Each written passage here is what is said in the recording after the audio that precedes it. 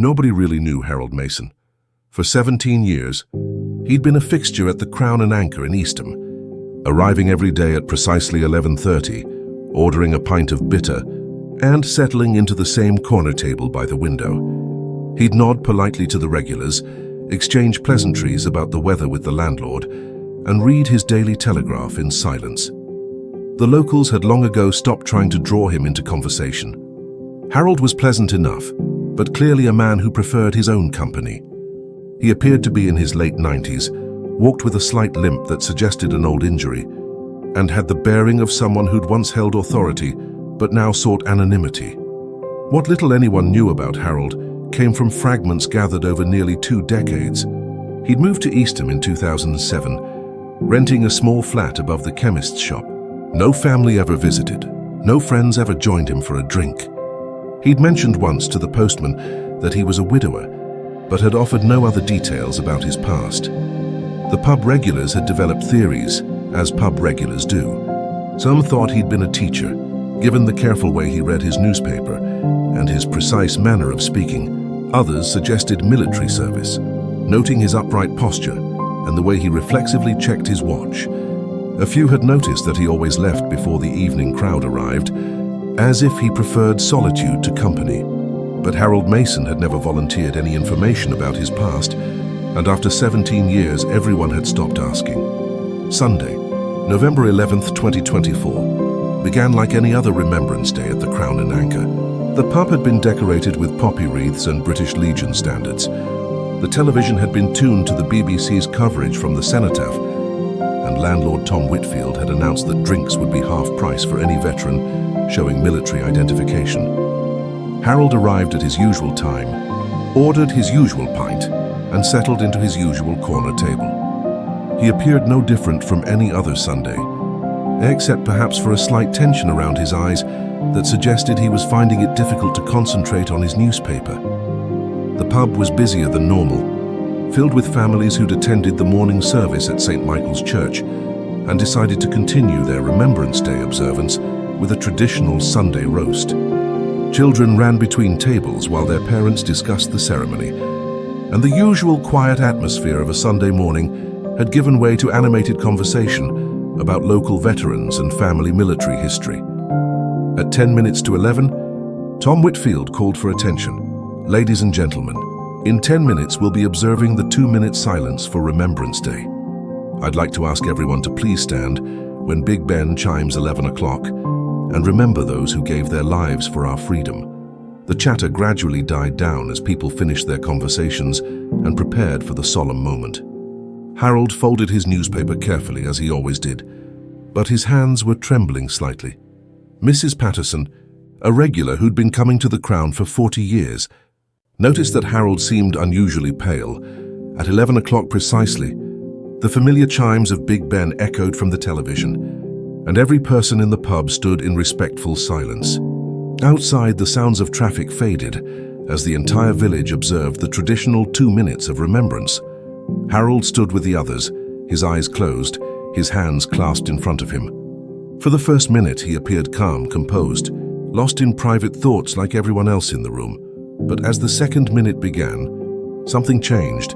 Harold's breathing became labored, his hands clenched into fists, and tears began streaming down his weathered cheeks. His body started trembling, not with age, but with something much deeper, a grief so profound that it seemed to be tearing him apart from the inside. When the last post began to play on the television, Harold Mason broke.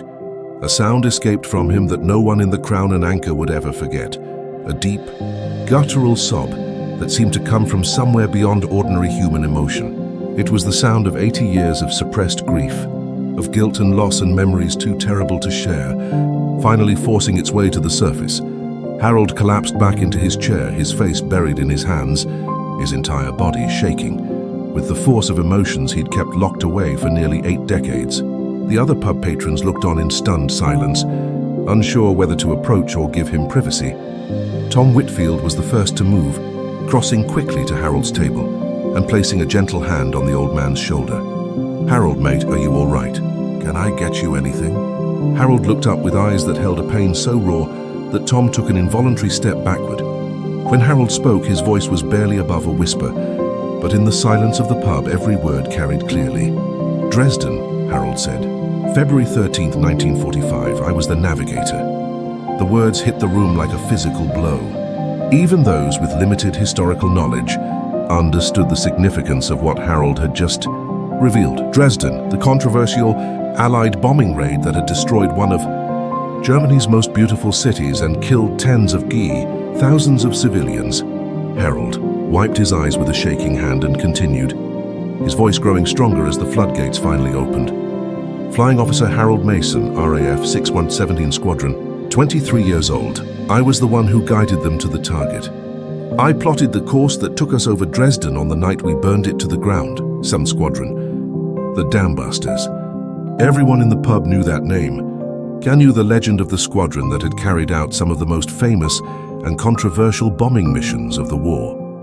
Mrs. Patterson sank into the chair opposite Harold, her face pale. Harold, you were on the Dresden raid? Lead navigator on the first wave, Harold confirmed. Avro Lancaster, squadron leader's aircraft. My calculations, my navigation, my responsibility for ensuring the bombing run hit the primary targets. He stared out the pub window, but his eyes were seeing something 80 years in the past. We knew it was different from the start. The briefing officer couldn't look us in the eye when he described the target. Not a military installation, not a submarine pen or aircraft factory. A city center. Civilian population. Harold's voice dropped to almost a whisper. They told us it was necessary. That Dresden was a vital communications hub for German troop movements. That disrupting the railway junction would save Allied lives as we pushed toward Berlin. Tom had quietly signaled to the other patrons to give Harold space, and the pub had emptied except for a few long-time regulars who seemed to understand they were witnessing something extraordinary. But you had doubts, Mrs. Patterson asked gently. We all had doubts. You don't spend 3 years bombing German targets without learning to distinguish between military necessity and... Harold paused, searching for the right words. And something else. Something that felt more like revenge than strategy. Harold went on to describe the mission in detail that revealed intimate knowledge of one of the war's most controversial operations, the careful planning that had gone into creating the firestorm, the timing designed to maximize destruction, the follow-up raids intended to prevent firefighting and rescue efforts. I remember every coordinate, every heading, every altitude adjustment. I guided 244 heavy bombers to Dresden that night. We dropped 896 tons of high explosive and incendiary bombs in the first wave alone. He described the view from 20,000 feet as the city began to burn, the orange glow visible from 100 miles away, the reports from subsequent waves of bombers who could see the destruction spreading far beyond the intended target areas. The firestorm was unlike anything we'd created before. The heat was so intense it created its own weather system, winds of hurricane force, temperatures that melted glass and stone. We'd turned an entire city into a furnace. Harold's voice broke again, and I was the one who guided us there. Every calculation, every course correction, every bearing that put us over the target. That was my work, my navigation skills that made it possible. The pub was completely silent, except for Harold's voice and the distant sound of church bells, marking the end of Remembrance Day services. How many people died? Tom asked quietly. The official numbers were always disputed. 25,000, 40,000. Some estimates went higher. But numbers don't capture what we actually did. Harold looked directly at Tom, his eyes hollow with 8 decades of guilt.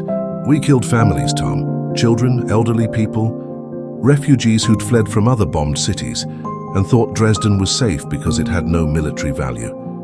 Mrs. Patterson reached across the table and took Harold's hand. But you were following orders. You were serving your country, were we? Harold's question hung in the air. Or were we committing war crimes and calling them military necessity?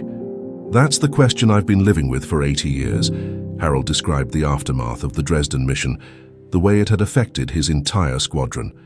The celebratory atmosphere that usually followed successful bombing missions had been notably absent. Even the most hardened aircrew had seemed subdued by what they'd accomplished. The photographs came back 3 days later, reconnaissance images showing what we'd done. Dresden looked like the surface of the moon, nothing but craters and ash, where one of Europe's most beautiful cities had stood for 800 years. He told them about the crew member who'd requested transfer to a different squadron, rather than fly another mission like Dresden, about the pilot who'd started drinking heavily and crashed during a training flight 6 weeks later, about the bombardier who'd suffered a nervous breakdown and spent the rest of the war in a military hospital. And me, I just kept navigating. Kept plotting courses and calculating bombing runs, because that's what I'd been trained to do. But something inside me died over Dresden, and it never came back. Harold went on to describe the remaining months of the war, how the Dresden raid had changed everything for 617 Squadron, the way other aircrew looked at them, the whispered conversations that stopped when they entered a room, the growing awareness that they'd crossed a line that couldn't be uncrossed. We flew 12 more missions after Dresden, standard military targets, railway yards, submarine pens, aircraft factories, but the precision bombing doctrine had given way to something else. Area bombing, destroying entire city districts to break civilian morale. He described missions to Würzburg, Pforzheim and other German cities where civilian casualties far exceeded military value of the targets. Each mission had been technically successful. Each had been carried out with the same professional competence that had made 617 Squadron famous. But Harold knew they were no longer the precision bombing specialists who'd breached the Ruhr dams. They'd become something else, specialists in mass destruction. V-Day was supposed to be a celebration, Harold continued. But I couldn't celebrate. Every victory parade, every speech about Allied triumph, every mention of the brave airmen who'd won the war, I kept thinking about Dresden, about the children who died because I'd guided us to the right coordinates. Harold described his return to civilian life after the war, the difficulty of readjusting to a world where his wartime service was celebrated rather than questioned. He'd been offered a position with the RAF's post-war expansion, a chance to continue his career as a navigation specialist. I couldn't do it, couldn't put on the uniform again, couldn't pretend that what we'd done was something to be proud of. So I left the service, found a job with a shipping company, and tried to forget. But forgetting had proved impossible. Harold told them about the nightmares that had plagued him for decades, dreams of burning cities and falling aircraft, and the faces of people he'd never seen, but somehow knew he'd killed. I met my wife Margaret in 1947. She was a nurse who'd worked with bombing victims during the Blitz. When I finally told her about Dresden, she understood in a way that most people couldn't. She'd seen what bombing did to innocent people. Harold's voice softened as he spoke about Margaret, how she'd helped him find a way to live with his guilt without being consumed by it. They'd married in 1948, moved to a small town where nobody knew about his military service, and built a quiet life that deliberately avoided reminders of the war. We never had children, never discussed it directly, but I think we both understood that I wasn't fit to be responsible for another life. I'd already been responsible for too many deaths. Margaret had died in 2006, after 58 years of marriage. Harold had moved to Eastham 6 months later, seeking anonymity in a place where he could live out his remaining years without having to explain or justify his past. For 17 years I've sat in this corner, reading my newspaper, watching the world change. Nobody asking questions, nobody wanting war stories, nobody expecting me to be proud of my service. Harold looked around the pub at the faces of people who'd shared the same space with him for nearly 2 decades, without knowing who he really was. But today, listening to those speeches about sacrifice and heroism, watching the ceremony at the cenotaph, I couldn't keep pretending anymore. Couldn't sit here surrounded by all this reverence for military service without acknowledging what my service actually involved. Tom had been listening with growing amazement. Harold, you were a war hero. The Dam Busters were legendary. What you accomplished, what we accomplished, Harold interrupted, was learning how to kill efficiently. We became very good at destroying things and justifying it as military necessity. Dresden was just the logical conclusion of that process. Mrs. Patterson squeezed Harold's hand. But you also helped win the war. Hitler had to be stopped. Yes, Hitler had to be stopped. But did we have to become like him to do it? Did we have to abandon every moral principle we claimed to be fighting for? Harold's voice was tired but no longer broken. That's the question I've been asking myself for 80 years, and I still don't have an answer. The conversation continued for another hour, as Harold described his decades of wrestling with the moral complexity of his wartime service. He spoke about the letters he'd written, but never sent to German survivors of the Dresden bombing, about the donations he'd made anonymously to reconstruction efforts in bombed German cities, about his attempts to find some form of redemption for actions that couldn't be undone. "I'm not looking for forgiveness," Harold said finally. "What we did was unforgivable. I'm not looking for understanding, because what we did was beyond understanding. I just needed someone to know that not all of us who served came home proud of what we'd accomplished." As the afternoon wore on, word had spread through Eastham that the quiet man from the Crown and Anchor had revealed himself to be a veteran of one of the war's most controversial missions. People began stopping by the pub, not to gawk or ask intrusive questions, but to express a quiet respect for Harold's honesty about the moral complexity of his service. A young teacher from the local primary school approached Harold's table. "Mr. Mason, I wonder if you'd consider speaking to our students about the war. Not about heroism or glory, but about the real cost of conflict, about the difficult choices that war requires." Harold considered this carefully. "You want me to tell children about Dresden, about burning cities and killing civilians? I want you to tell them the truth about war. That it's not a video game or an adventure story. That the people who fight in wars carry those experiences for the rest of their lives." Harold nodded slowly. "Yes, I think I could do that. I think it's time I stopped hiding from what I was part of." Over the following weeks, Harold's story spread through the community and beyond. Local historians contacted him, asking for his account of 617 Squadron's operations. The Imperial War Museum reached out, interested in preserving his perspective on the moral challenges faced by bomber crews during the area bombing campaigns. But Harold was selective about which requests he accepted. He wasn't interested in glorifying his military service or contributing to narratives about heroic airmen winning the war. Instead, he focused on educational opportunities that acknowledged the full complexity of wartime moral choices. He spoke at the local school about the difference between military necessity and war crimes, about the responsibility that individuals bear for actions carried out under orders, about the importance of questioning authority, even in wartime. He participated in a documentary about the psychological impact of strategic bombing on aircrew, sharing his perspective on how the transition from precision bombing to area bombing had affected the men who carried out those missions. Most importantly, he began corresponding with German survivors of the Dresden bombing and their families. These exchanges, facilitated by reconciliation organizations, allowed Harold to engage directly with people whose lives had been affected by his navigation skills on that February night in Fay, 1945. "I can't undo what I did," Harold told the teacher who'd first approached him. "But I can make sure that people understand what it really cost. Not just the people who died in Dresden, but the people who bombed it. War damages everyone it touches, even the winners." Harold continued coming to the Crown and Anchor, but his presence there was transformed.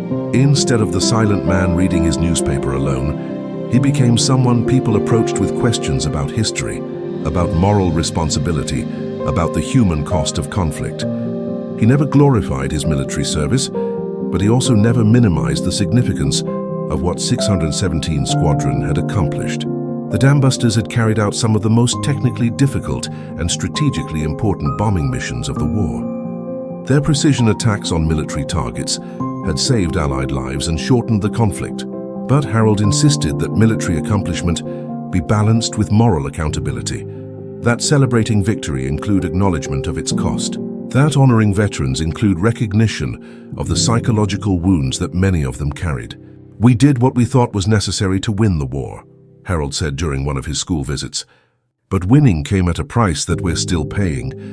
The children who died in Dresden, the aircrew who never recovered from what they'd been asked to do, the families on both sides who lost everything. That's all part of the victory we celebrate." Harold lived for 2 more years after breaking his decades of silence at the Crown and Anchor.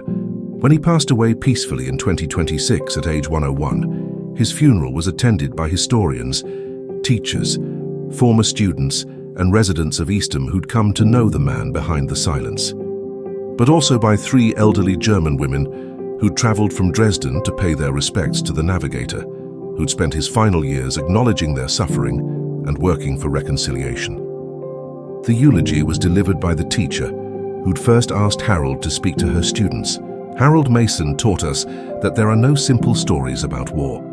No pure heroes or absolute villains, just human beings making difficult choices in impossible circumstances, and then living with the consequences of those choices for the rest of their lives. The Crown and Anchor installed a small memorial plaque near Harold's usual table, not celebrating his military service, but acknowledging his courage in speaking difficult truths about the human cost of conflict. And every Remembrance Day since Harold's revelation, the pub observes not just the traditional 2 minutes of silence for those who died in military service, but an additional moment of reflection for all those whose lives were changed by war, including those who carried out orders they later questioned, and those who found the moral courage to speak honestly about their experiences. Harold Mason had shown his community that true remembrance requires acknowledging all aspects of military service, including the ones that don't fit comfortably into narratives of heroism and glory. His final years of honesty had been his greatest service to both history and humanity.